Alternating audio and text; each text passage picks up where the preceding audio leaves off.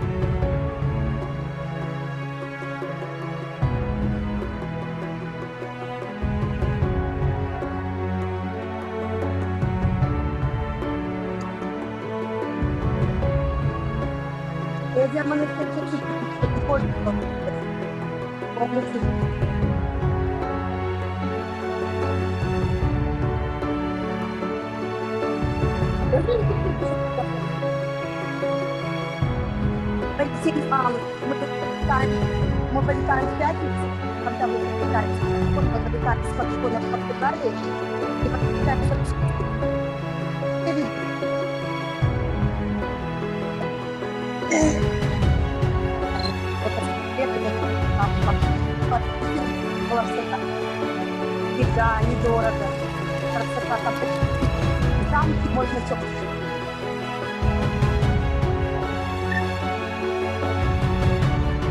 Понимаешь? So basically, we're coming into, I'm going to mute everything. Different. Yeah. Sorry. Yeah, I know. No, you.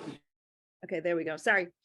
So basically we're coming into this world and we're definitely armed with godliness. There's something behind us that's helping us in this really dark world. And as we come in, we are given a certain consciousness. That's probably the delivery. I bet you. Hold on a second. Hello? Yeah, I'm coming outside. Okay, I am going to close the recording for. Okay. So we talk about this new consciousness that we bring down, like it said in the video, we are armed with a certain consciousness into this world.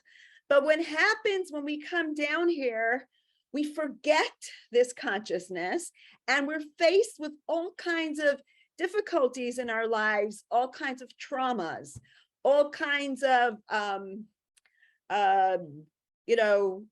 disappointments, and all kinds of things that give us a difficult time to actually overcome them. So what's happening here is that we are, our body is kind of keeping score with everything that happens in our minds and things that happen around us. Okay, and you know that there's a book called The Body Keeps the Score, which actually talks about the trauma and about how your mind and body are together. But there's one component that they're not paying attention, and that's the component of the soul. That the soul comes into the body and it needs to connect to the body. And it's very hard for us to make that soul connection because our bodies are very physical and everything that we see in this world is down to earth. So what happens is that we go through, that God gave us these 10 soul powers to be able to overcome different things. Now we can use these soul powers for positive things that we have in ourselves or negative things. And I'll show you exactly how that's going to work. So we also say that that we have different memories and they're very sporadic, and our body feels everything that we've gone through more than even we remember. Okay, so let's look at the chart. So I'm going to share the chart with you again, because that'll give us a base to really go by. Okay, share. Let's go to the chart. It should be down here. Okay, oops, no, not that one. I don't need to get that out of here. Here we go. I think this, yeah. So here's the chart. What I did was, you saw the chart, it was in a different format. I changed it a little bit and I just added the different systems on the side. I know you remember from last week how that went. Okay. So there's the property of the soul, which is on the left side.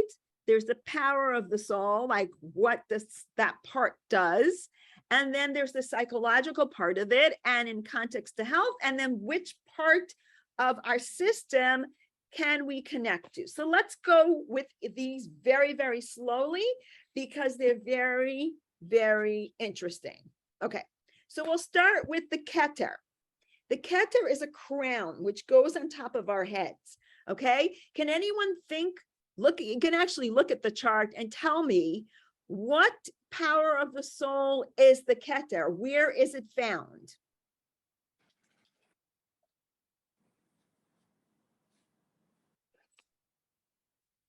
Does anybody see? Look at the chart. Tell me where that Keter is found. In which part of our consciousness? In your heart. No, Keter, look on the top. It even tells you the power of the soul. It's found in the super consciousness. Where is the super consciousness? Anybody? Brain level?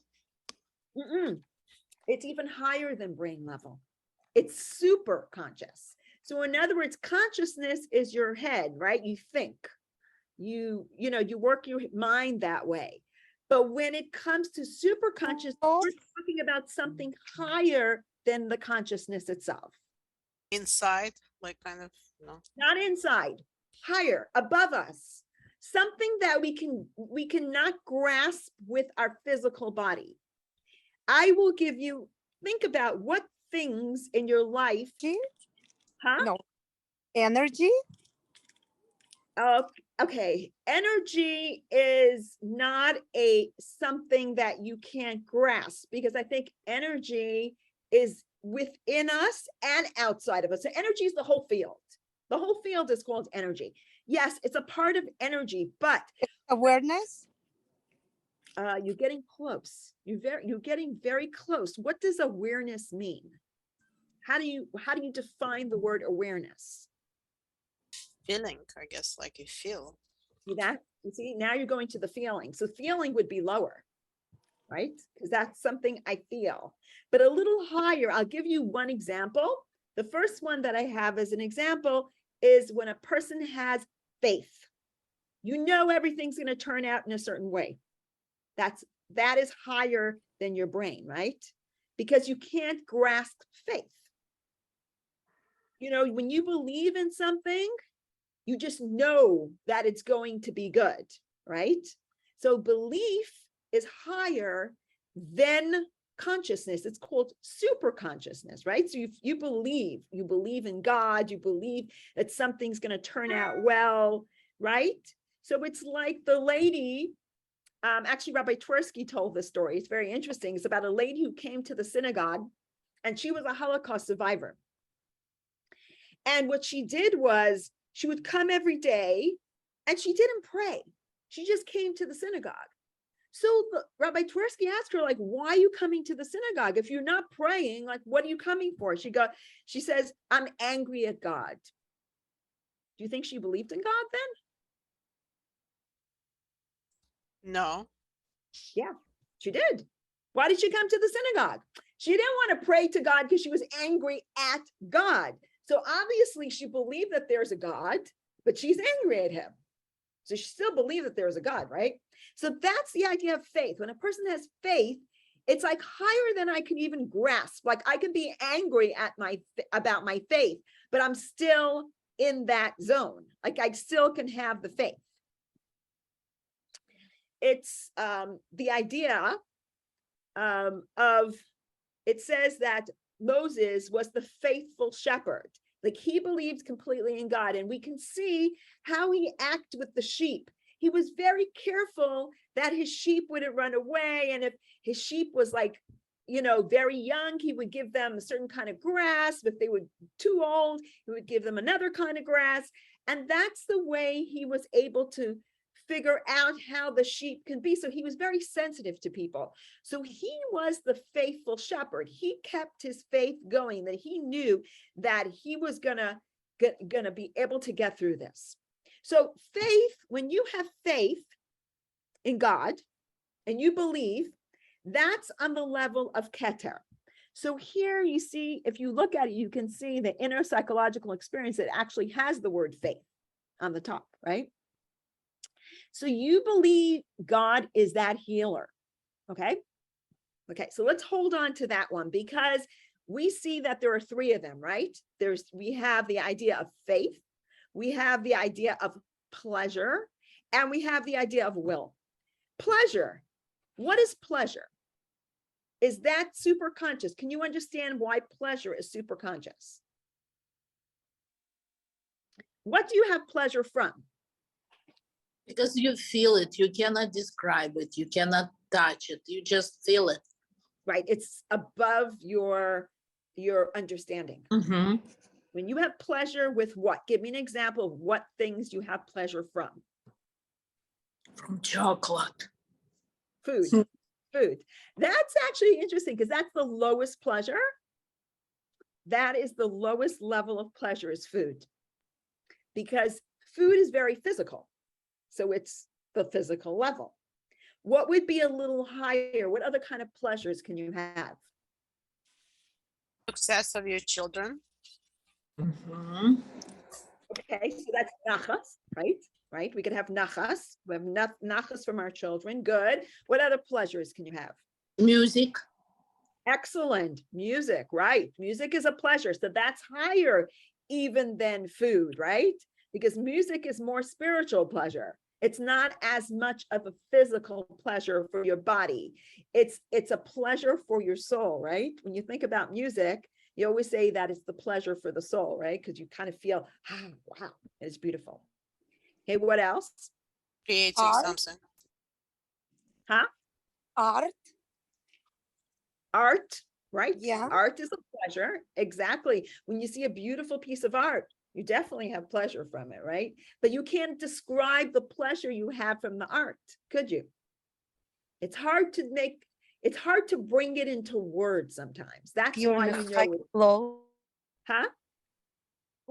meditation when you feel like you're in a high flow. Okay. Okay. So that would be a deeper pleasure, right? That would be a pleasure of what? It's like a Relaxation. beautiful feeling inside of you, like you feel so much love, so much abundance. Excellent. Excellent. Okay. And how about when you study something? Is that a pleasure? Yeah, when you understand something, when you learn something, you're becoming an expert in some kind of, And what do you feel? You feel pleasure, right? you feel pleasure. But it's hard to Achievement. describe, right? It's also hard to describe. And the highest level of pleasure, it's gonna be interesting to hear what that is fulfilling your purpose. If I'm fulfilling my purpose in life, I have a much deeper pleasure. It's like, do you remember the book of Man's Search for Meaning by Viktor Frankl? I don't know if any of you have read that book, but it's all about the idea of purpose, that Viktor Frankl was saying that he wrote something, right? He wrote a beautiful paper and the paper was taken away from him. But what was not taken away from him? His meaning for life. There's an interesting story with him, is that one time he fell. This is not in the book, this is another thing, but one time he fell and one of the Nazis was kicking him. And he thought to himself in his brain, instead of saying, oh my God, like I'm going to die for sure, that's it, whatever, he pictured in his brain a speech that he was going to make in 30 years, that he would tell the story of how he fell and the Nazi kicked him. What do you think happened to him at that moment? He didn't feel the pain. Right? He didn't feel the pain, but he felt more pleasure. And what did he do? He stood up. He didn't have to fall down anymore. He got up and walked away because he felt pleasure of a purpose that he would have in the future, which is interesting because that's the pleasure. So that is considered a very high level of pleasure. Okay, so so we said faith. Okay, then we said pleasure. And the last one you see on the thing is willpower.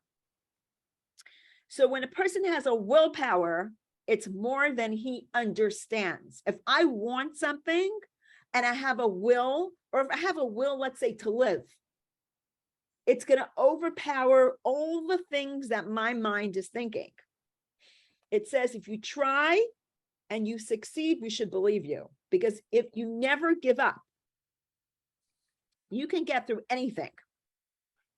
So these are three things of super conscious. This is the highest healing. That's why it says in the Torah, when Adam was created, it says what? Vayipach ba'apav nishmas chayim. God blew in Adam. What did he blow within him? He blew within him what? A soul. He blew that soul within Adam. And that is why when we talk about the super conscious, it's a blowing up from above. God is blowing within us the soul. So it is a super conscious feeling that God has blown into us. So that is the reason when you look at the last row that I wrote there, it says the respiratory system, right? Why the respiratory system? Because when you have faith, pleasure, and will are balanced, if your faith, your pleasure, and your will are balanced, then your respiratory system is working well. What happens to people that have asthma or some kind of respiratory problem? There is some kind of issue with their faith, their pleasure, and their will. So the question is, what kind of faith, what kind of pleasure, what kind of will? Obviously, we have to pull it up to the highest place, which is faith in God, and pleasure from things that are higher, like a purpose and meaning in life, and will to live. You know, it's interesting, when people don't have a will to live, they can't breathe. They have, their breath is like all the time. They can't breathe Like properly. anxiety, how you get. Right. You have anxiety. Mattie, is the Is there what? respiratory? That's the respiratory system. So allergies.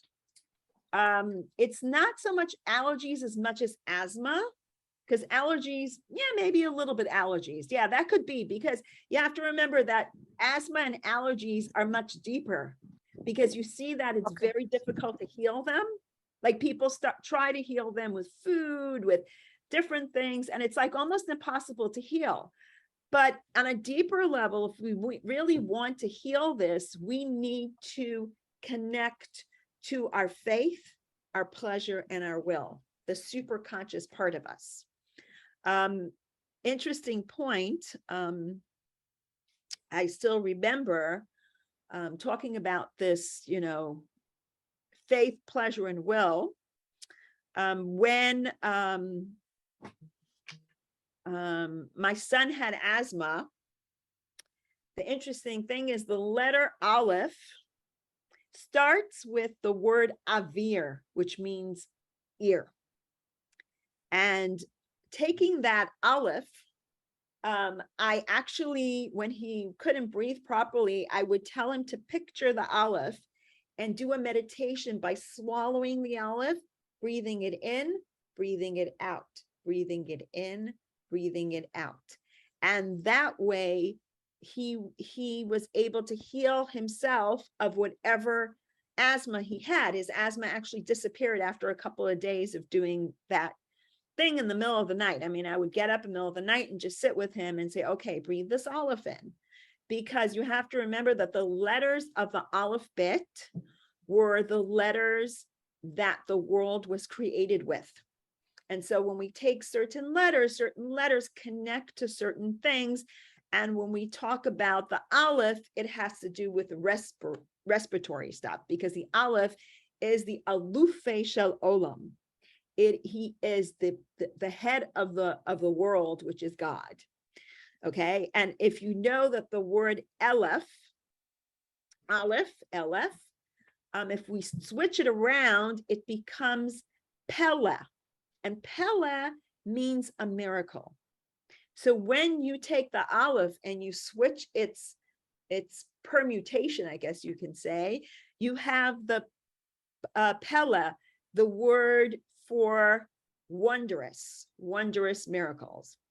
And this year we are going into Tafshin Pei Gimel, which is 5,783, which in Hebrew, if you see that it is Tehei, let it be, Shnas, the year, Plaot, wondrous miracles, Haga'ula, of the redemption.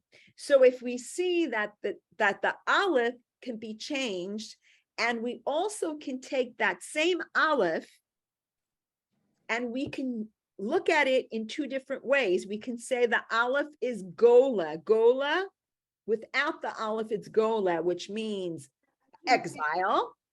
And we add the Aleph, it becomes Geula, which means redemption. So Aleph is very strong in the idea of redemption. So the Aleph is higher than what we can understand. And that's why the Aleph works well for Avir, which is breath, which is the respiratory system. Okay. I can see. What do you want me to see? Okay, so let me see if anyone has questions on Keter before we go further.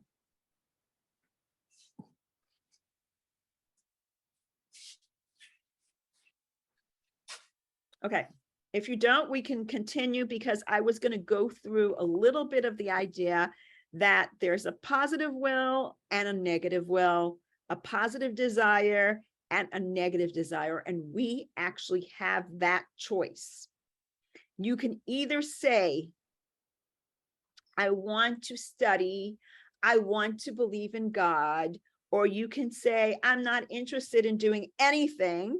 I want, my will is to have a beautiful car, okay? Or you can say, I mean, it's okay to have a beautiful car, but the point is, what are you going to want more?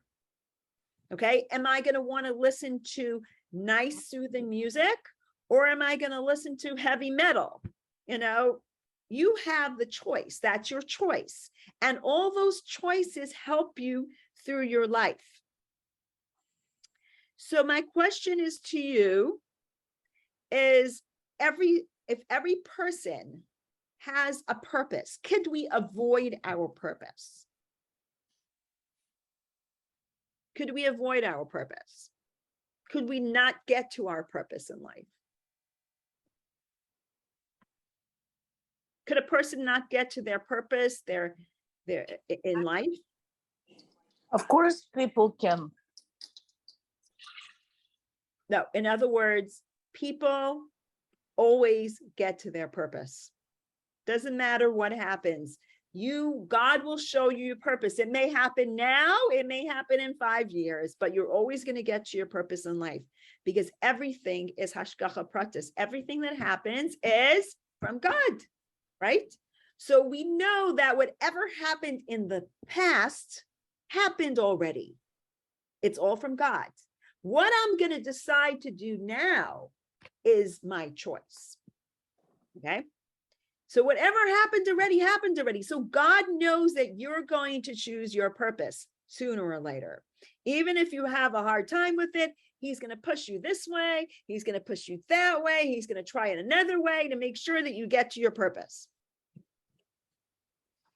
And when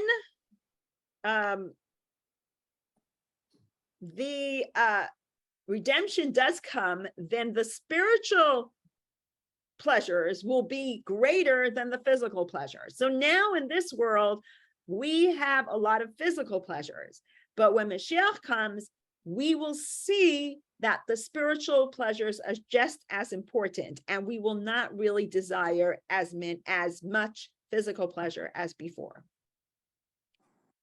So what is our tool to know how to have faith, how to have pleasure, and what we should want?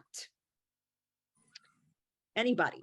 What's our tools that God put into the world for us? Use our mind. Okay, use our mind, but what tools did God give us? Torah.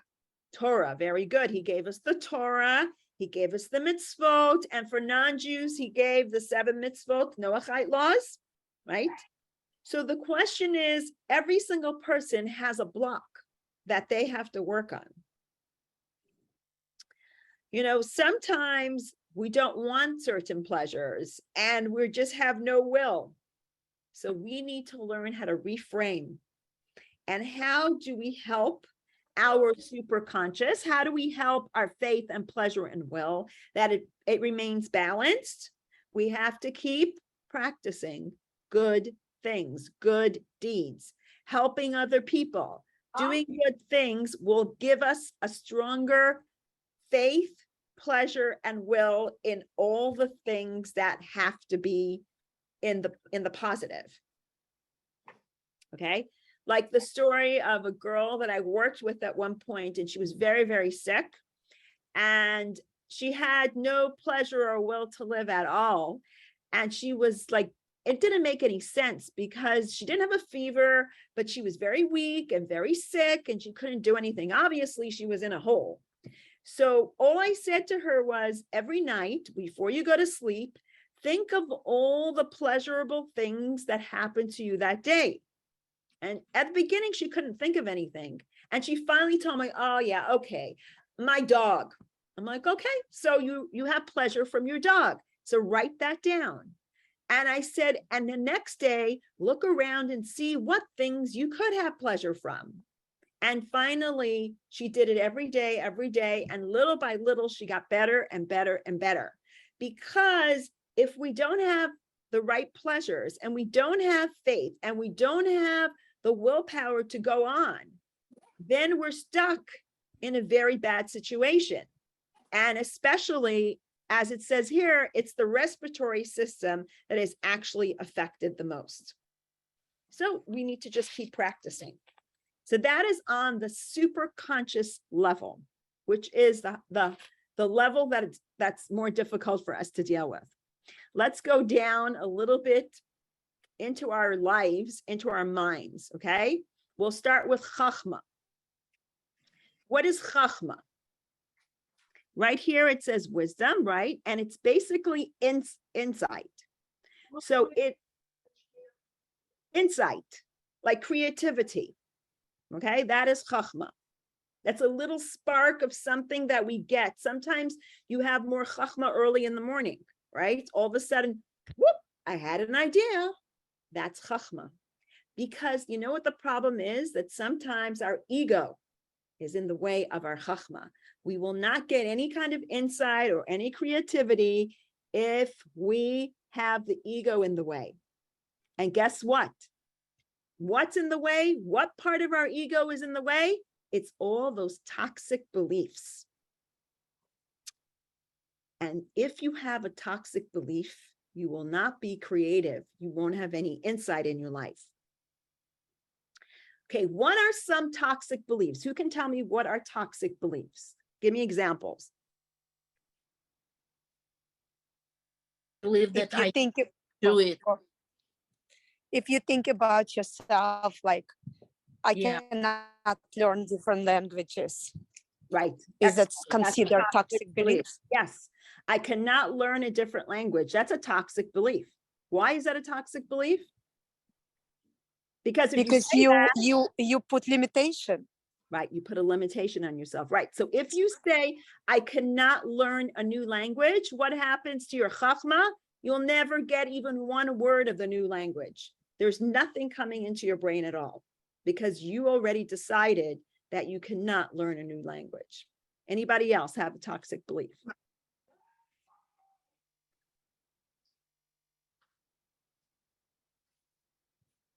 Like, I cannot do it.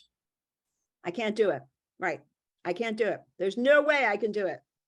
It's a very toxic belief. Yes. Yes. Or some people say, I'm just dumb. I'll never get it. Right.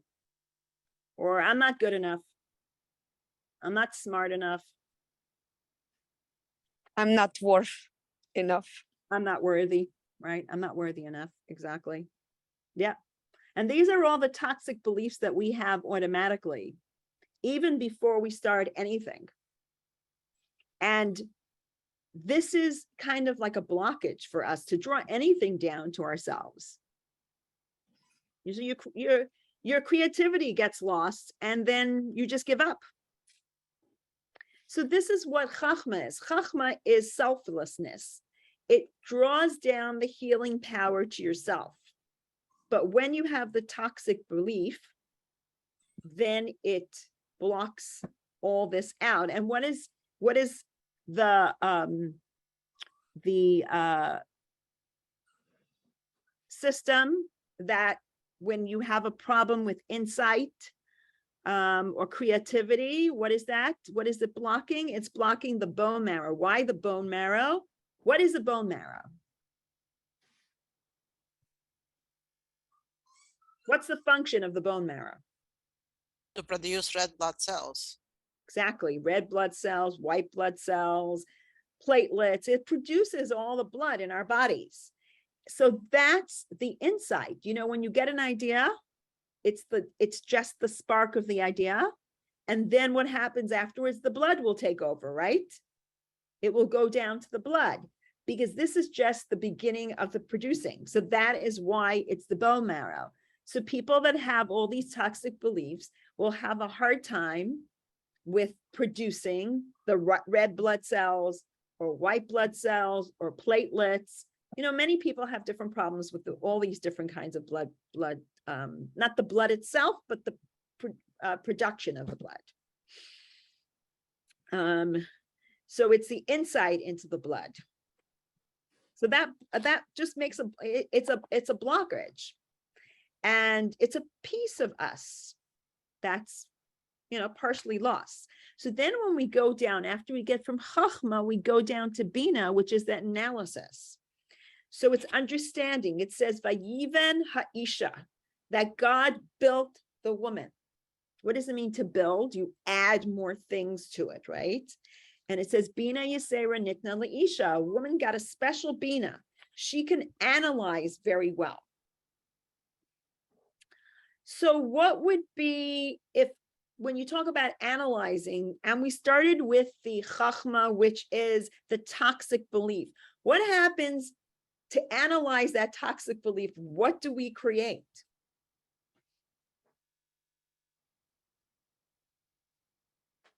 What do we create from that toxic belief? Understanding why we're not doing what we're supposed to do. Right, but what are we telling ourselves? First, Create the negative energy. and then it becomes what? A whole story, right? Yeah, you believe in that. You start believing in it and you make a story out of it. So, okay, I have a belief I can't learn language. Excuse. I don't remember them. What? Mattie, you mentioned previously that Chachma is something has to do with the wise. Chachma, right? Did you? Chachma is wisdom. What is wisdom? Wisdom is insight. Okay, what does wisdom mean? It means an insight into things. Then Bina is understanding, which is an analysis of whatever whatever insight we received. So you have an insight, you have an idea. What do you do with the idea? What are the good things about the idea? What are the bad things about the idea, right? So the negative of it would be, I have a belief, okay? And I make a story from that belief. What's the story that I make from that belief? I believe that I am not good enough. I know I'm not good enough because everybody always makes fun of me. That's my story. Okay? So you added a story to your belief. Can anyone think of another example of a belief and a story? Yeah, when someone believes that he or she is sick, and you know, it becomes the whole story. The person thinks, ha ha ha, and the ball becoming bigger and bigger and bigger. Right, and it goes on, and then they say about the people around them, I'm sick and you don't understand me. Exactly. Or blaming your parents, saying this thing so happened to me, or this why I am like this because of my parents. Right, I'm very dumb because my parents never educated me, whatever, something like that, you know? Cause and effect. If we believe, then you get sick because you had a bad eye, somebody didn't look at you right, and then you got sick of it. You got sick. Right, so your story is therefore you got sick. So that's part of your story, and you go around. But you believe that. Everyone. Right, you believe it, but then you go around telling everybody the story. That's the story that you made up from your belief. You believe that people can give evil eye, and I saw that person gave me an evil eye, and so therefore that's why It's so not that's a belief. That is a toxic belief. So you change the story, you change the outcome. Is this what you're trying to say? Well, we'll get to that point. First, we change the outcome. But what I'm trying to say is that what I'm trying to do is I'm trying to teach you how to heal yourself from the whole thing. So what I'm saying is that when you have that kind of belief, then you have problems with the bone marrow, right? But when you make the story already, it's already in the blood. See what I'm saying? It's already going on. It's continuing. It's spreading out. You know, so that's So the opposite of that, when you analyze the opposite of going to that point, okay? The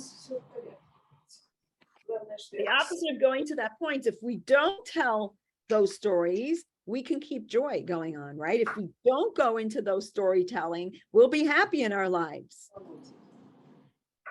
So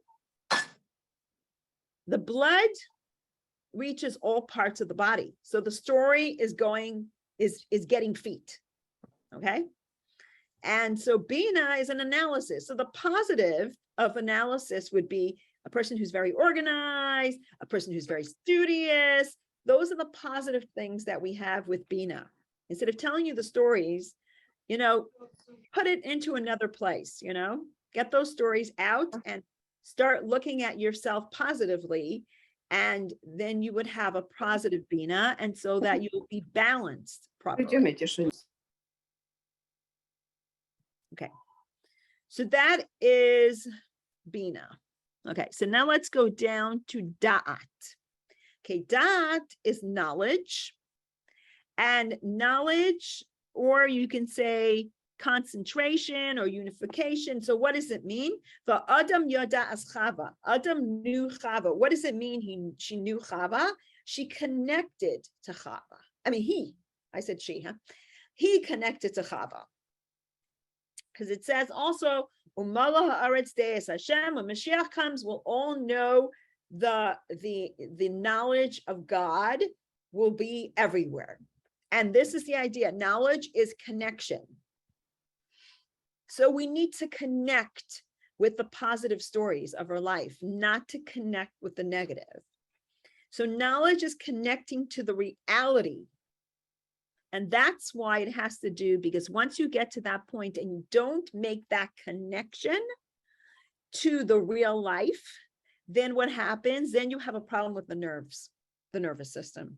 That's when it gets to your nervous system at that point. What is the positive part of it? How could we be positive about all of this? So you connect, it's the connection of us to ourselves. We have to have a good, positive connection to ourselves.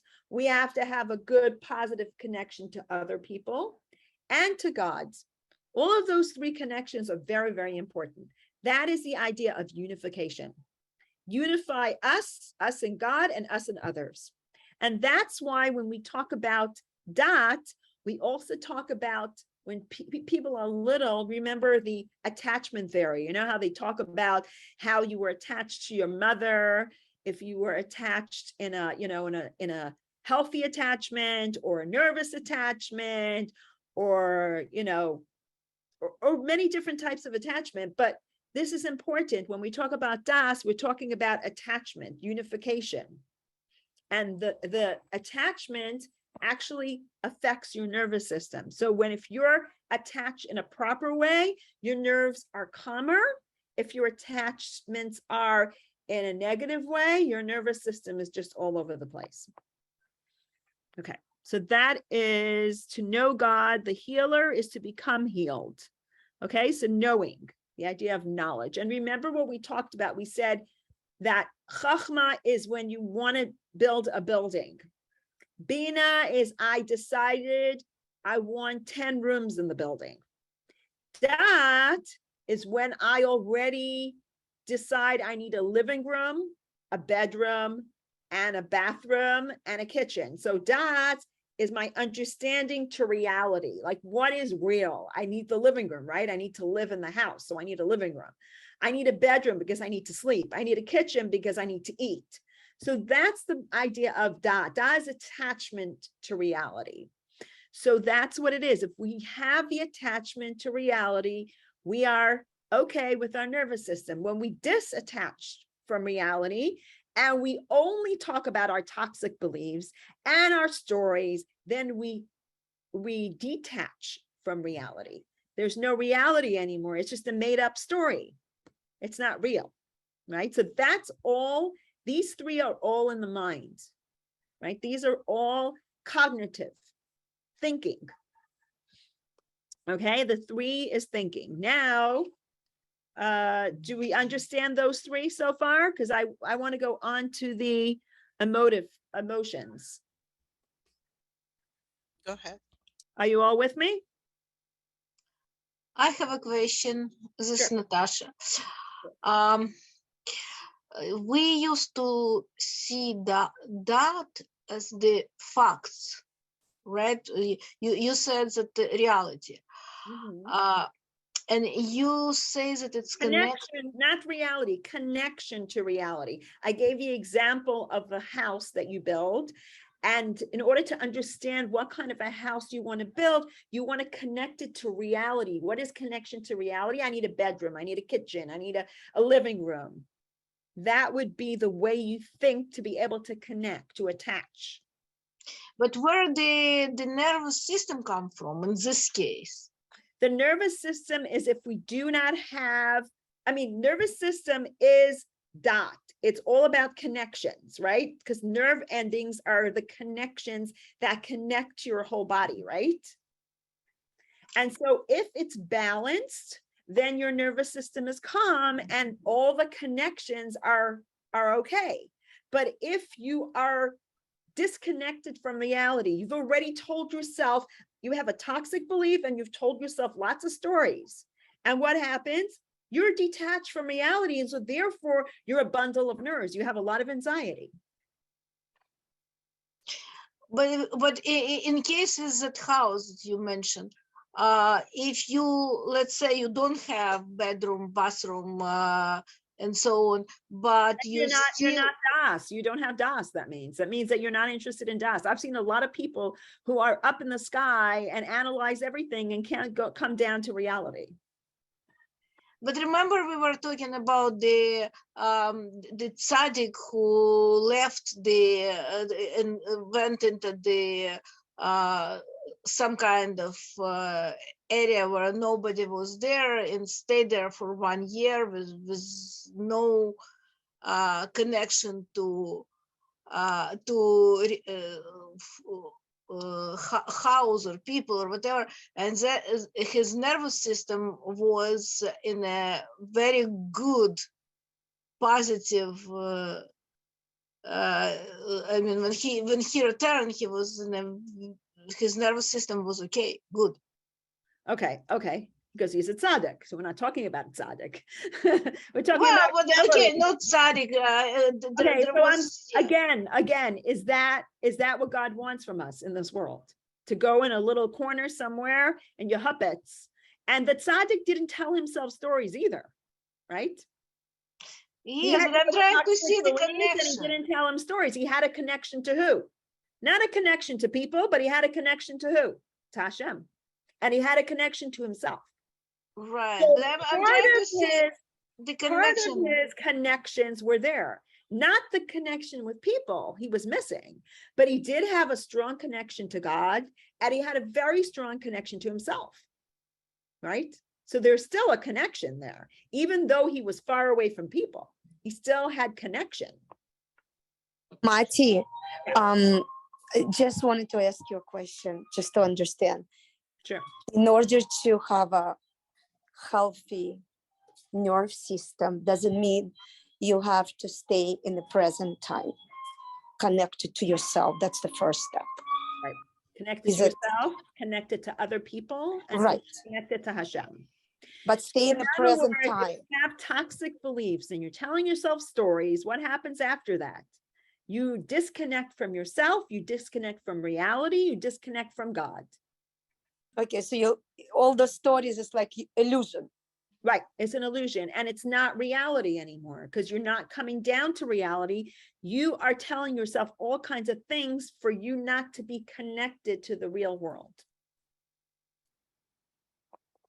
And God put in place certain things so that we should be connected to the real world. He wanted us to make a dwelling place for him down here in this world, not to go somewhere and fly in the sky. You know, he wants us to be connected to the real world. And when we have all these toxic beliefs and we tell ourselves stories, we're not connected at all. So we need to start looking for better beliefs and better stories so that we can actually connect to ourselves, God, and other people. How do you know that you connected to yourself? That's why I mentioned the idea of toxic beliefs and stories. When you tell yourself all these stories, you're not No, connecting. I understand the to toxic yourself, beliefs. but you're not connecting to Right, yourself. but if Tell they're yourself not stories. toxic beliefs, I don't know. What? Say that again. I couldn't hear you.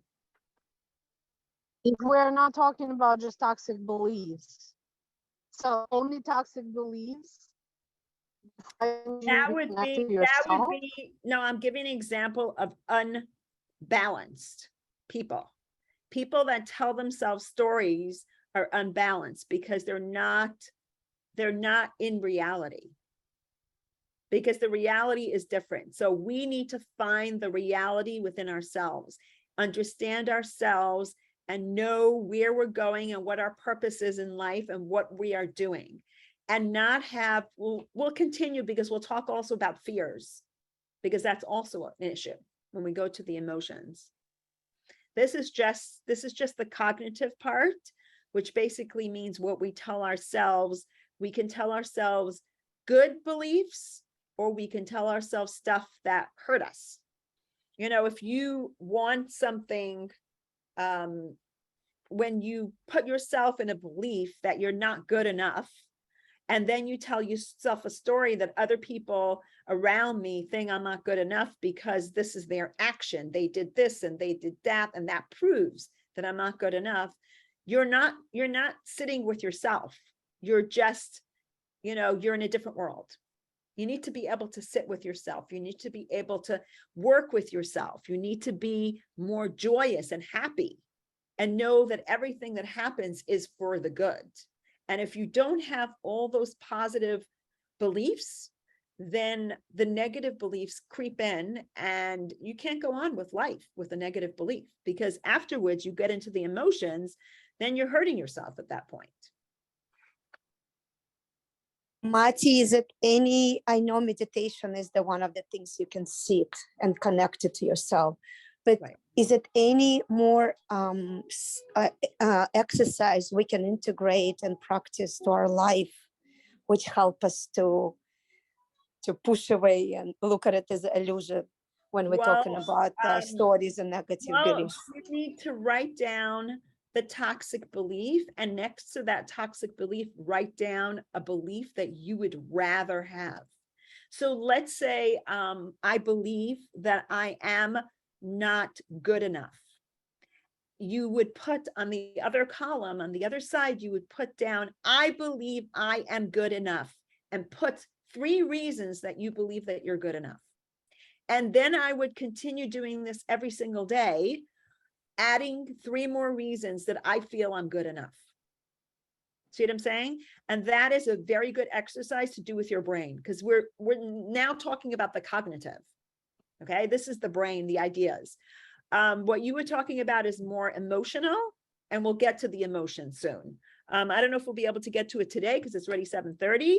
I think what I'm going to do is stop here and finish the rest of this next week, because we need to do the emotions and we need to talk about how we can deal with all of these different systems and how we could make, different ideas of how to make this better, instead of being, because I just started with the negative just to show you that it affects different systems in your body, but I didn't give you the tools yet to work with all of these different things, and that I think we also need to do. So right now I want to hear if anyone has questions on the cognitive and the superconscious. I'm going to close this recording right now. First of all, actually, let's stop the share for a moment, and let me just close the recording.